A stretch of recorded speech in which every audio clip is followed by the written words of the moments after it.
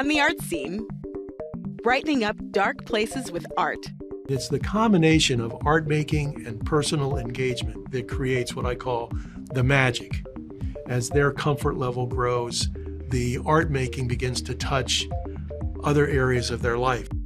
Art uses another part of the brain that we don't use when we're going through our routine. We think about light and shadow and perspective and where we're going to put things on a canvas and the colors that we're going to use. I love to paint. It gives me a peace of mind. It takes me out of these walls into a peaceful place. Creating portraits stitch by stitch. A big part of my practice, which is so much bigger than I ever thought it would be, is my embroidered portraits. And so what I do is I draw portraits of people with my sewing machine. So like I'll look at you and you'll sit in front of me, and while you're sitting there, I just move the fabric under the sewing machine. In about 3 to 5 minutes, I draw a portrait of you in one continuous line. It's really intense and really immediate, and it kind of happens without me really thinking about it a lot.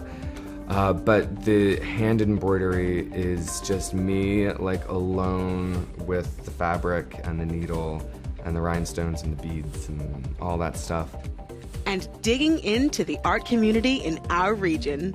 It's one thing to watch Dancing with the Stars, it's one thing to go to a museum and see the art, but Arttober gives you the opportunity to engage in it and actually participate in it, so you're not just a spectator. There's dance, there's music, there's theater, there's painting, there's sculpture, there's history and exhibits in museums, and there's something for everyone. So just take this month to really expand your artistic horizon and just get out to know something a little bit different that you haven't really normally seen before. I think Arttober VA is a really wonderful way to showcase all the arts opportunities in our region and shine a light on the important work that arts organizations are doing in the community. Join us as we celebrate the people and places that create art in Central Virginia. Next, on the art scene.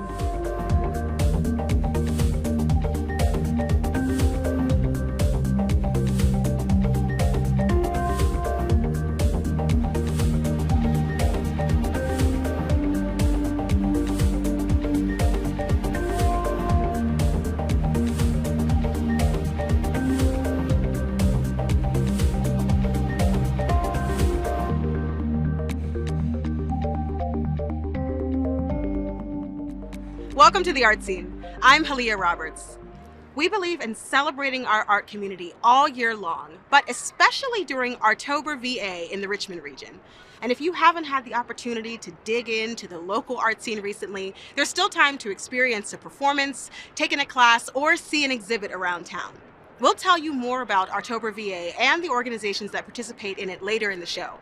But first, sharing the joy of celebrating art is something a Richmond nonprofit does best. And even in the darkest and harshest environments, volunteers use art to restore hope, make meaningful human connections, and empower the creative spirit.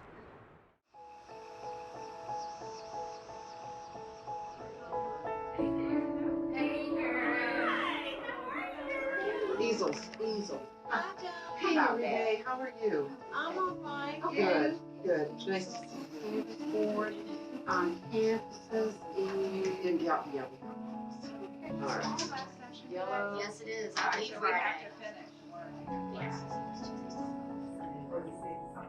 Life inside is very dark. It's a very negative and hard environment because we're trapped. It's very hard to, I think, rehabilitate without any outside programs. I've been in this class for approximately 2 years. For, the 90 minutes that I'm in the class, I really forget that I'm locked up. I tattooed for about 10 years, and I didn't know I could paint, but I started art class, and I started painting, and I didn't even know I could paint, and I think I'm pretty good.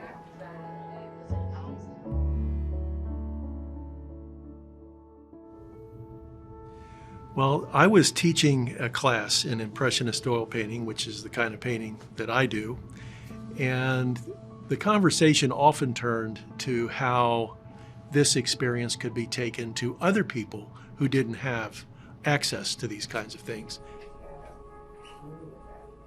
If you look at the formal mission of Art for the Journey, the mission is to overcome obstacles and transform lives through creating art. And it's the combination of art making and personal engagement that creates what I call the magic. As their comfort level grows, the art making begins to touch other areas of their life. It's been said that art making will seek out inside a person those areas that need attention or that are in pain. And eventually those areas are, in one way or another, either healed or made better through the art making. They come into the class pretty guarded, pretty quiet, not knowing what to expect, but by the time we've been there several times, they start to open up, and once they realize that these people are friendly and I'm going to get to make choices here, choices I might not make in the rest of my day. Somebody's telling me where I've got to be, what I've got to eat, what I've got to wear, and here I can choose whether I want to use acrylic paint or oil paint.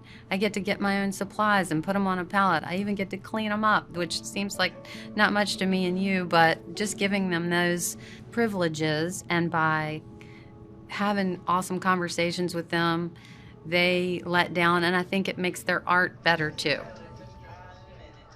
The first day I came to this class, I felt so out of my elements, and I was like, oh my God, I think I made a big mistake. I couldn't even draw stick figures, so.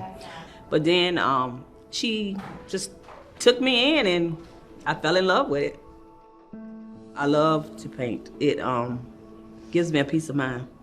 It takes me out of these walls into a peaceful place. I can go places here, unbelievable places. It's a way to express yourself. Getting to see the colors blend together and work with each other, the highlighting, the dark, against the light.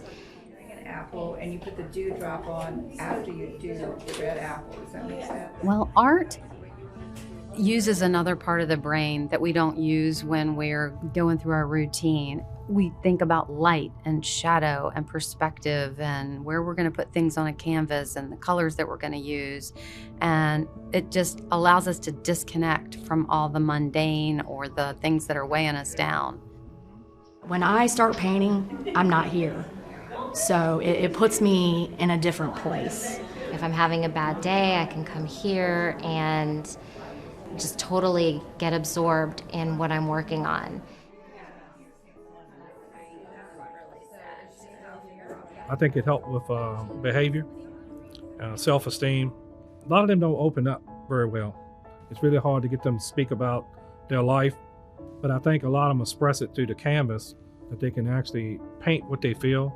And by being allowed to write their testimonies this year to match up with their artwork, I just thought that was another chance for them to express their journey, and kind of gives them a relief too. So we actually recently expanded the program just a few months ago to give them additional space, so they have increased the program too as well. By inviting volunteers in, it gives them an opportunity to connect in a special way and to do something that improves the lives of other people, which improves their lives.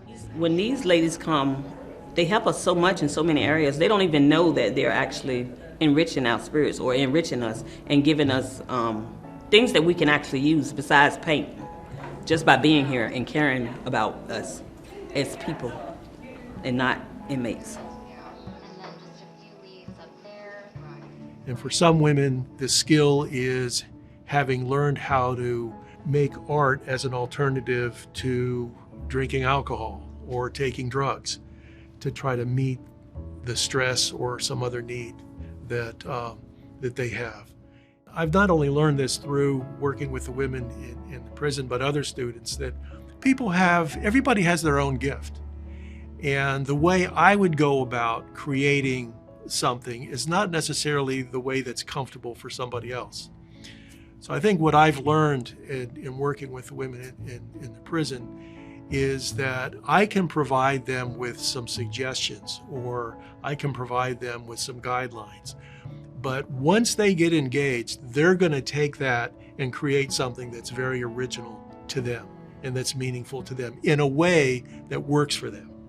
And being willing to back off and just let somebody else's creative process, fuel what they're doing and not get in their way is something that I've learned. I learned that through painting, you can always start over. So if I make a mistake, all I have to do is admit that I made a mistake, stop, and I can always change the canvas. It's a really good hobby. For me, it's therapeutic, so I'm going to continue doing it when I leave.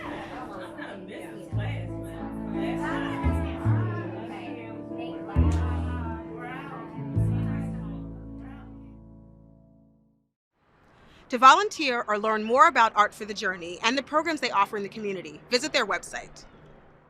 Finding your own unique style as an artist can be really difficult.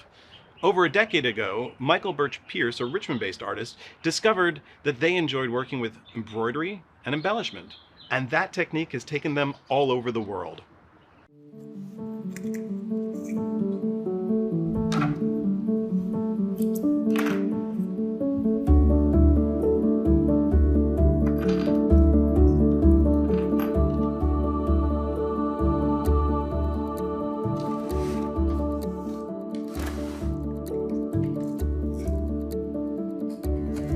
My name is Michael Birch Pierce. I don't really know if I could say how art has changed my life because it's like always been my life. I kind of always wanted to be an artist. I think it was my first idea of a job that I wanted to do, and then I decided I wanted to be a rock star, and then I wanted to be a vet, and I went back to rock star, and then I became fashion designer, and then the fashion designer kind of like was my career and then morphed into artist in the last 6 years. I'm trained in couture embroidery and sequins and rhinestones and fashion design, so all of the art is pretty sparkly and hand-stitched. I was at Savannah College of Art and Design getting a degree in fibers. And I was really focused on going back into the fashion industry and working in New York and designing embellishment for big designers. And at some point in my thesis research, I got really interested in embellishment. I got really interested in the idea of artifice and the idea of the surfaces that we create to embellish ourselves and identify ourselves, and started making a lot of garments that were very sparkly, and that sort of morphed into a fine art practice.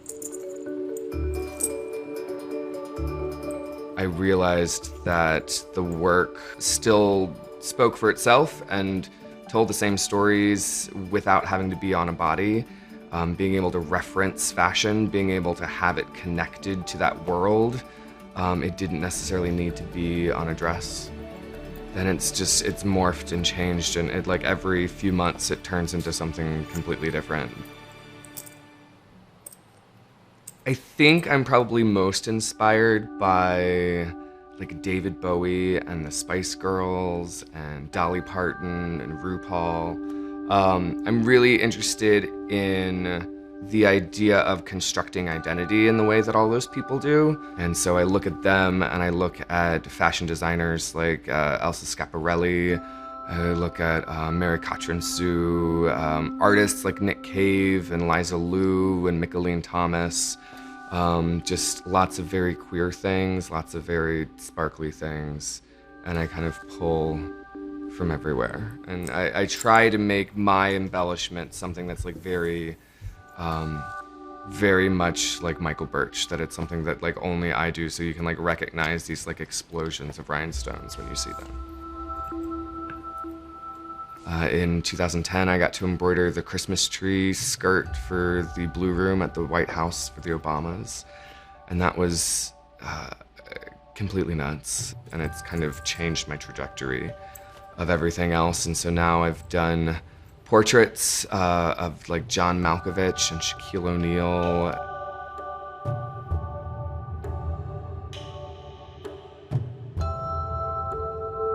So a big part of my practice, which is so much bigger than I ever thought it would be, is my embroidered portraits. And so what I do is I draw portraits of people with my sewing machine. So Like I'll look at you and you'll sit in front of me, and while you're sitting there, I just move the fabric under the sewing machine. In about 3 to 5 minutes, I draw a portrait of you in one continuous line. I get to connect with people in this like really intimate way, just like one-on-one for 3 minutes, and just study your face really intensely and have this conversation while I'm doing it. And then I finish the portrait and I hand it to you, and it's just gone and I never see it again.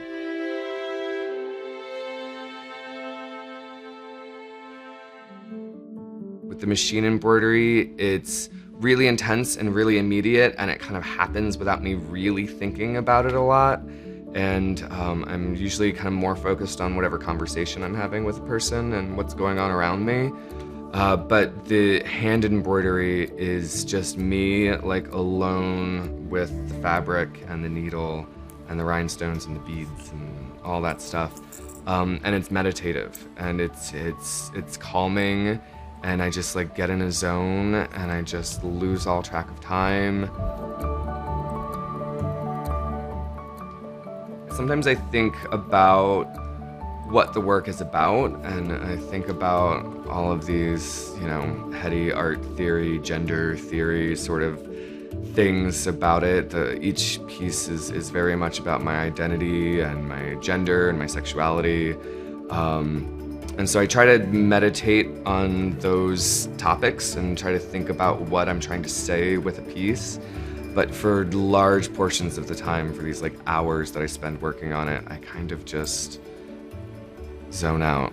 I don't know, it's something that I need. If I don't do it, my brain goes crazy. Being connected to all of these other painters and sculptors and the music scene and theater scene, it's really vibrant and exciting, and I feel like I belong here in a way that it was very hard to feel like one really belongs in New York. That everybody's fighting each other there for attention. Everybody is trying to climb up some, you know, invisible ladder. But here, everybody is really supportive, and it's such a cool community. And I think that that's one of the big reasons why I chose to stay here in Richmond. To see my work, people could probably most easily find me on Instagram at Michael Birch, on my website, michaelbirchpierce.com. Otherwise, my work is in shows in Miami and Savannah, and I think there's one in Norfolk coming up. It's everywhere. It's the internet's, Instagram's the best place to see it. If you want to see more of Michael Birch's art, check it out at the Quirk Hotel in Richmond, and in the future at the Quirk Hotel in Charlottesville. Have you been noticing this sign around town? Well, there's still time to experience all the arts events in your area. We sat down with CultureWorks to learn more about Artober VA.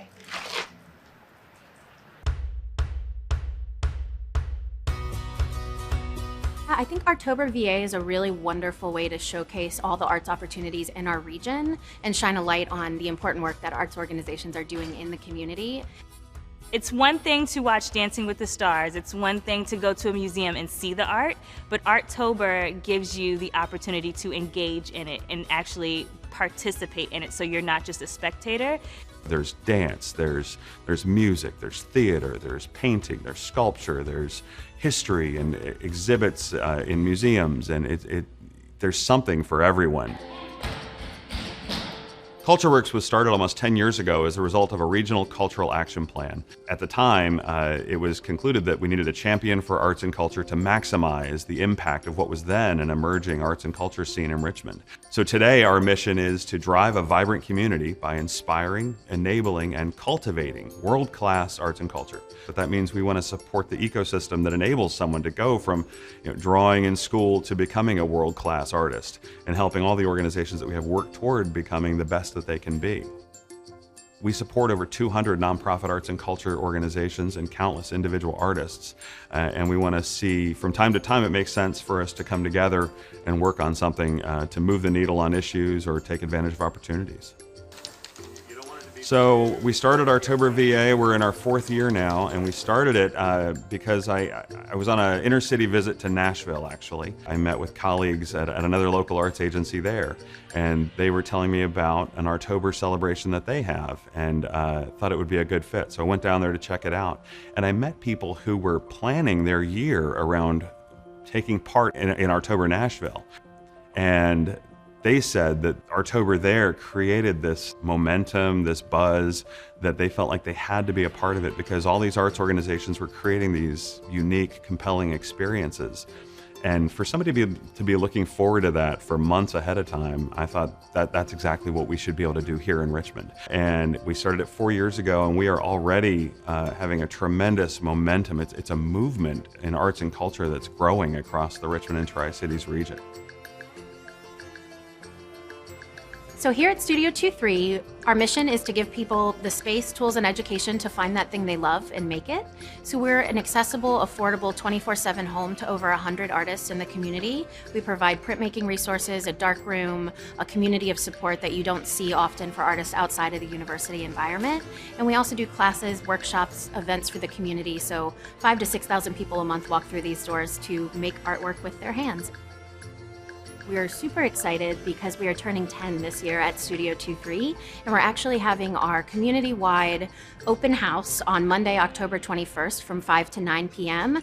And we're expecting hundreds of people to come for hands-on printing activities for a celebration of 10 years of this organization, Studio 23, providing artists a home in Richmond and hopefully launching the decade to come for, what we're going to do into the future. My name is Deandra Clark. I am the artistic director and owner of Studio 4 Dance Agency here in Richmond, Virginia.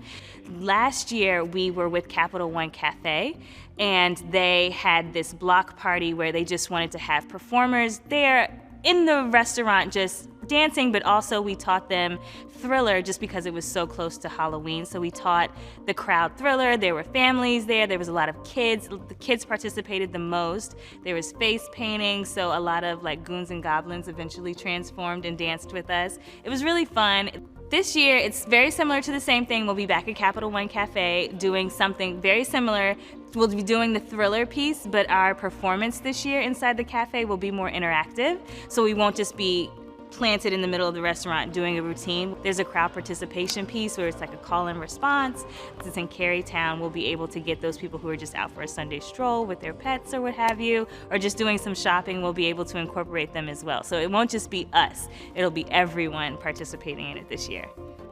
One of the reasons people don't get engaged in the arts is sometimes they feel like, oh, that's going to cost too much. Well, we actually looked at the calendar at several points last year and found over 50 events on the arts and culture calendar that were free. I believe arts and culture can be enjoyed by somebody wearing a tuxedo or wearing shorts and flip-flops. And I want to see as many people out there in their shorts and flip-flops, maybe jeans and tennis shoes in Artober, to really get exposed to something new and fall in love with it for the rest of their life. Come one, come all to Artober VA at Studio 23 for our open house. Completely open, free to the public.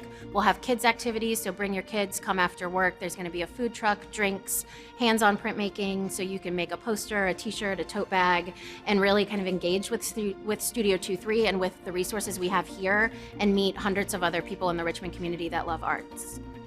The Richmond region is growing at an exponential rate and so fast and so diverse. There's so many opportunities where you can just expand your artistic horizons, if you will, and just see different artistic spaces and varieties, and who knows, it's all art. So just take this month to really expand your artistic horizon and just get out to know something a little bit different that you haven't really normally seen before.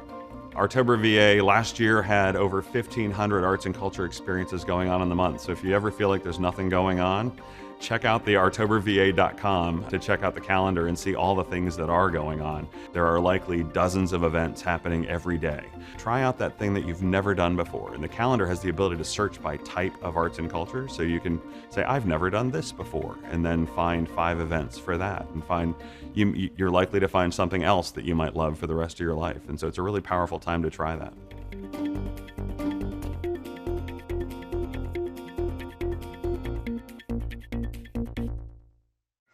If you have an event or story idea you'd like to see on the art scene, connect with us on social media or send us an email. Thanks for digging into the local art community with us. Join us next time for more stories about the amazing art in your area. And remember, whether you see it, hear it, or make it, it's a part of the art scene.